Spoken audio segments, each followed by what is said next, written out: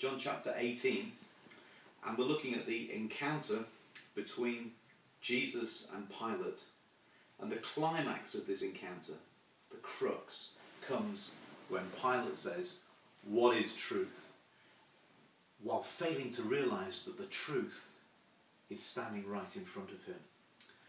So why was Pilate why did he miss it so completely? I want to find this out because I don't want to miss it for myself. And I believe that Pilate was too indecisive to know the truth. He's ready to blame the priest. He said, you brought him here. It's on your heads. It's your decision. And then he says to Jesus, all responsibility is his own. And then he washes his hands before the crowd. You remember that bit with he brings some water in, wash his hands. You know, I am free of this innocent blood. So he announces the man innocent and then announces his crucifixion. So you see how torn apart he is. Do you not know, Jesus, that I have the power to crucify you and power to release you? He announces Jesus is clear of guilt, and then has him whipped. Chapter 19 has him whipped, beaten up, and yielded to be crucified. And then he tries to save him. So here's a man, to put it very simply, who knows what is right and does what is wrong. He's not willing to do an act of injustice if he can possibly help it.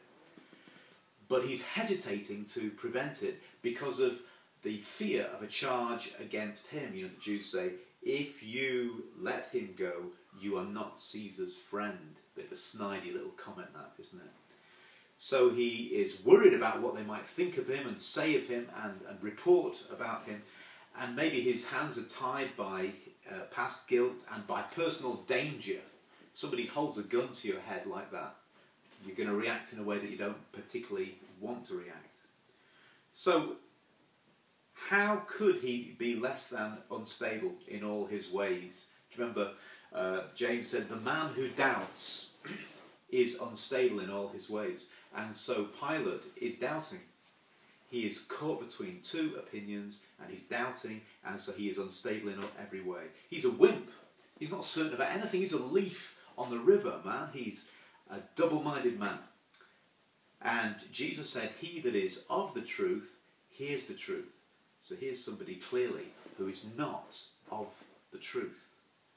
To the untrue man, all things are untrue. To the up and down kind of guy, everything is up and down. You know, if you know what is right, it gives you a basis to stand on. But if you're not sure what is right, or you have a way of not understanding an absolute truth, then everything seems alterable, changeable, and unfixed. You hear what I say? So, because he was indecisive, he was false to the idea of truth in himself. He had this idea, he had this feeling, this gut instinct that Jesus was innocent. Remember, he was a professional politician.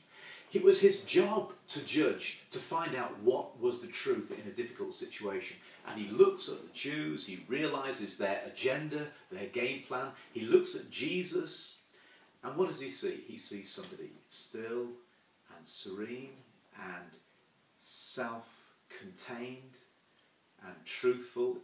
It's not difficult to see how he saw it, right? How he saw Jesus and how he saw them, and think, I find no basis of charge in this man. Jesus talked about the kingdom of truth. He said, well, what is truth? Is it the truth according to my career? Is it the truth according to what the Jews want? Is it the truth that you're talking about that I don't understand? What is truth? So he had this instinct, and then he went against his own instinct. He was false to himself. And what often happens with people like this is they talk and talk themselves into uncertainty. Well, what do you think? Well, what do you think? What do I think? Oh, look, let's just pray about it. You know, they go on and on. They already know. And they talk themselves into doubt, into changing their own opinion.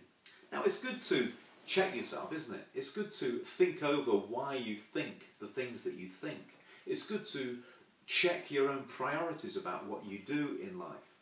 And it's good to change your opinions and to develop the way that you think, but you can't shift what is true into being what is false.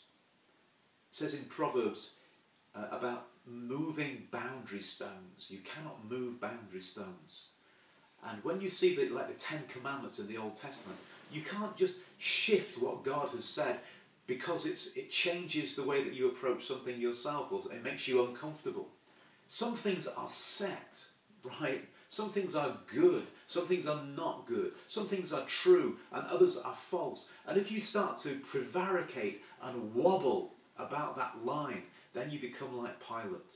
An unstable man is, a double-minded man is unstable in all his ways. He was false to his conscience. His conviction was that Jesus was innocent. It wasn't a matter of speculation. He looked at it, he made a judgment. They are persecuting an innocent man. And every charge that they've made has fallen to the ground, and yet he is hesitating to be true. Let's leave it at this for now. But think about this, that God challenges us right through this scripture to be true to what we know to be true. To be true to our own convictions. To stand on what we believe and not to allow speculation and doubt and anxiety and fear to rob us of that standing ground. God bless you today.